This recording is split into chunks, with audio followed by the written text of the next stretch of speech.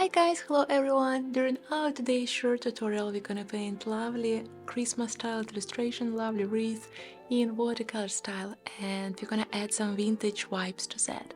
And I will show you how to do it like within minutes. So for today's short tutorial I'm gonna use my all-time brush set, but feel free to use any brushes you like.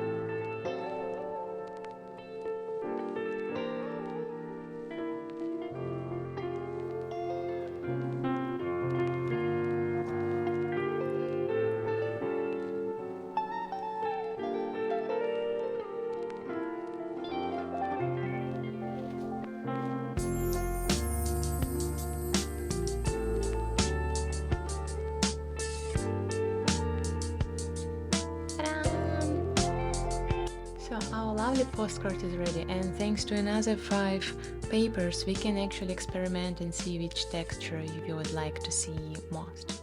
So let's see it.